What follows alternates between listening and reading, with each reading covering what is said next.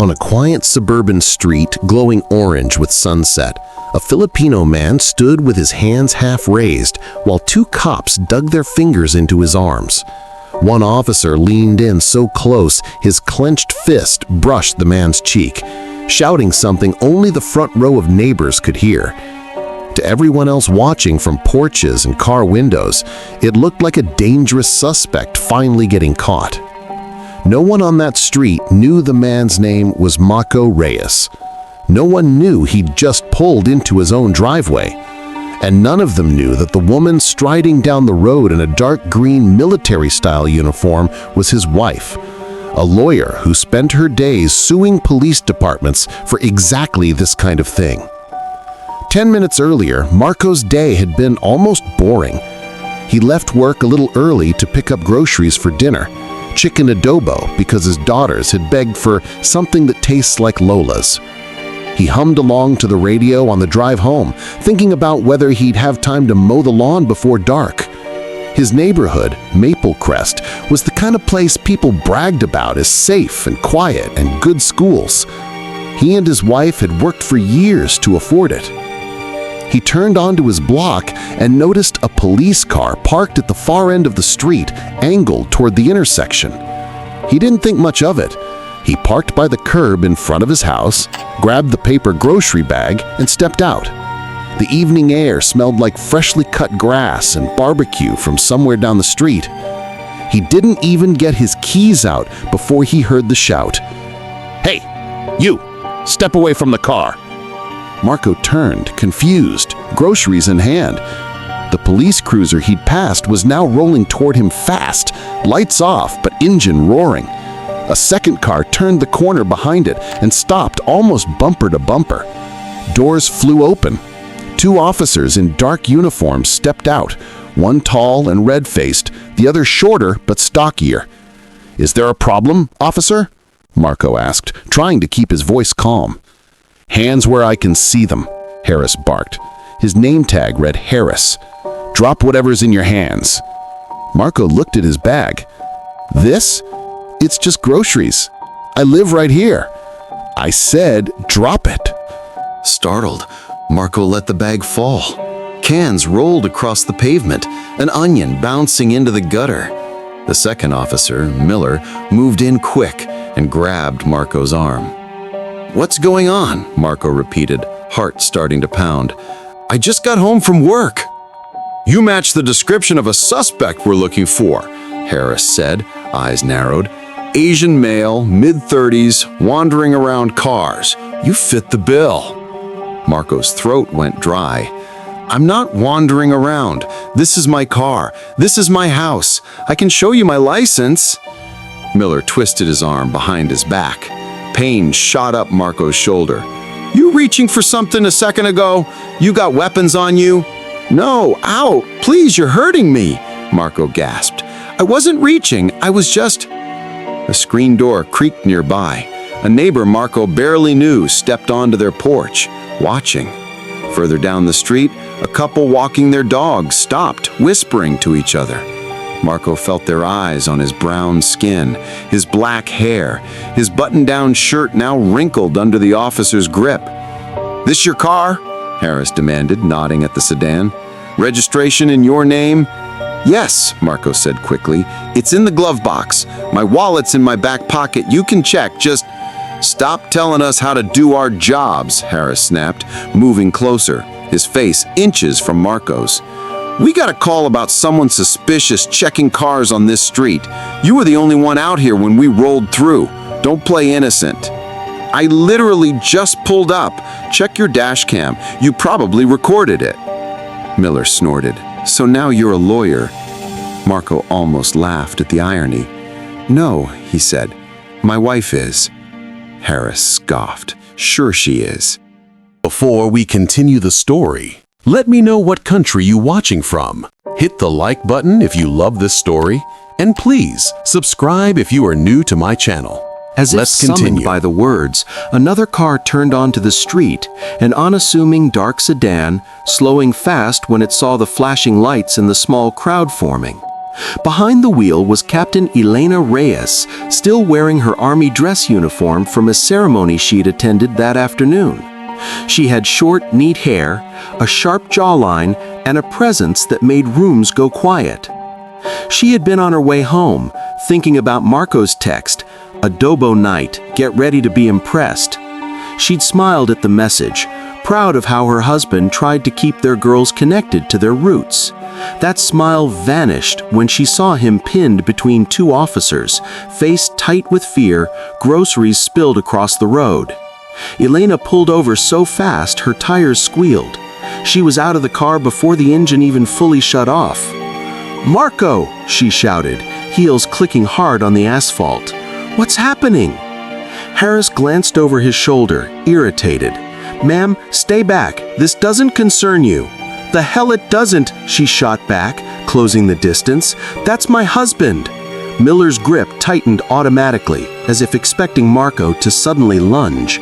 Marco winced. "Stop," she said sharply. "You're injuring him. What's the probable cause for this stop?" Harris squared his shoulders. "Who are you exactly?" She pulled a leather wallet from her jacket and flipped it open with practiced ease. Inside was her bar card, military ID, and a Department of Defense credential. Captain Elena Reyes, Judge Advocate General's Corps, also a licensed attorney in this state. Now answer my question. A murmur rose from the small crowd. The couple with the dog exchanged looks. Someone held their phone just high enough to suggest they were recording. Harris's bravado faltered for a second, but he recovered. "We received a call about a suspicious male, possibly attempting to break into vehicles. He matches the description. We detained him while we investigate. That's all you need to know." "What exactly was the description?" Elena asked, eyes cold. Asian male, jeans, dark hair," Miller said. "Congratulations," Elena said dryly. "You just described half the Filipino American community in this city." Harris bristled. "Look, ma'am, we don't know who he is. He doesn't have ID on him." "Yes, he does," Elena said. "Wallet, back right pocket, brown leather. Marco, do I have your permission to retrieve your ID?" Marco nodded, trying not to let his relief show too much. "Yes, please." She stepped closer and very deliberately reached behind him where Miller's hand still gripped his arm. "Officer, loosen your hold or we're going to have a separate issue," she warned. Miller hesitated, then relaxed his grip just enough for her to pull out the wallet.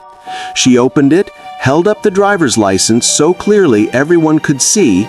"Marco Santos Reyes," she read. "Address 1487 Palomar Drive," which, in case you're wondering, is the house he parked in front of. The car registration in the glove compartment matches his name. He works as a project manager downtown.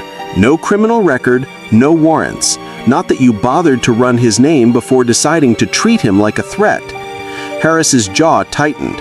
"We've got a job to do, Captain. We can't just ignore calls because someone looks upset about being questioned." "No one's saying you ignore calls. I'm saying you don't escalate a suspicious person call into an aggressive detention without cause. You had multiple options. Ask questions, observe, verify the plate. Instead, you went straight to grabbing and threatening in front of his own house." Marco glanced at the neighbors, seeing some of them shift uncomfortably. One of them, a man who lived 2 doors down, lowered his phone a bit and swallowed hard. "I wasn't resisting," he added quietly. "I answered everything. I told them I lived here, but it's like they didn't hear me until you showed up." Elena's eyes flicked to the officer's hands on his arms. "You're going to let him go," she said firmly. "Right now." Harris opened his mouth to argue, then noticed the growing circle of witnesses, the phones, the uniform, the calm, dangerous set of Elena's jaw. He released Marco's collar, taking a step back. Miller loosened his grip and finally let go. Marco rolled his shoulder, wincing. Elena immediately checked his arm, fingers gentle where the officers had been rough. "Any numbness? Can you move it?" she asked. "I'm okay," he said, though a dull ache throbbed along his bicep. "Just shaken." Elena turned back to the officers. "Badge numbers," she said. "Now." Harris bristled again. "Come on, is that really necessary?" "Yes," she said, "because I'm filing a complaint. Maybe more, depending on how this department handles racial profiling. I specialize in civil rights cases. This is literally my job." Miller looked genuinely rattled now. "Ma'am, we didn't mean any disrespect. We were just trying to keep the neighborhood safe." "Safe from what?" Elena asked. "From a brown man bringing groceries home?" Harris glanced at Marco, then at his own hands. The sunset light made every crease on his face look deeper. For the first time, he really saw Marco's expression. Fear, yes, but also humiliation. "Look," Harris said, voice lower, "we got a call. Guy said there was someone he didn't recognize circling cars on this street. Said he looked off. We pull up, we see him standing by the car. You can understand why we'd be cautious." "Caution isn't the problem," Elena replied. "Assumption is. Did it occur to you that your caller might be wrong? That I don't recognize that brown guy is not the same thing as crime in progress?" The neighborhood been recording shifted, guilt creeping across his face.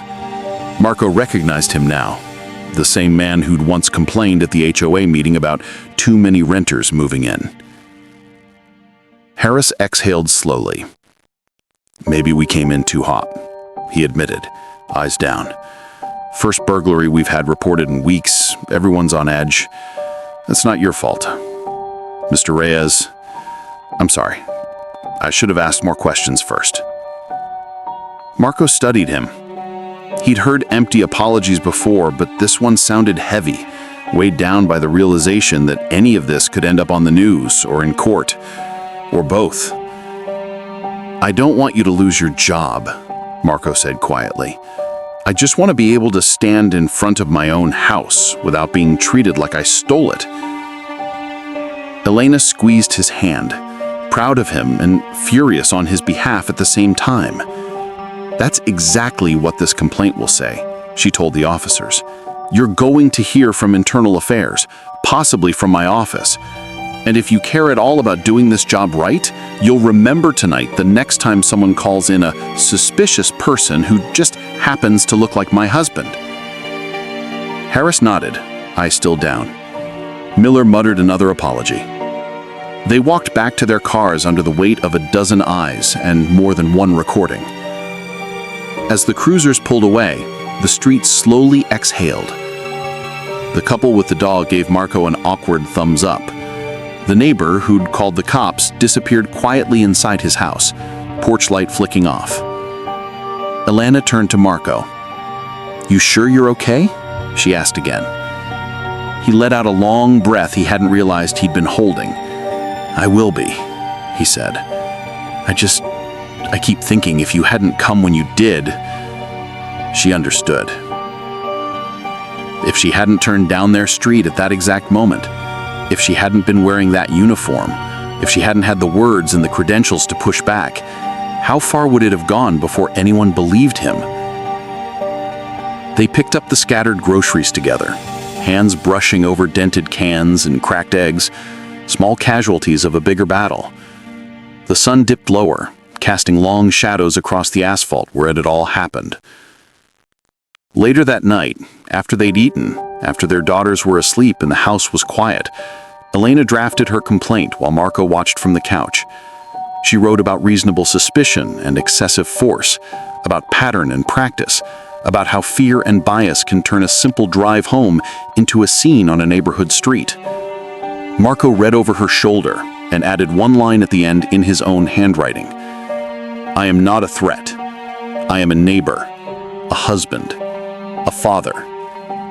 I shouldn't need a lawyer wife or a military uniform standing beside me before I'm treated that way."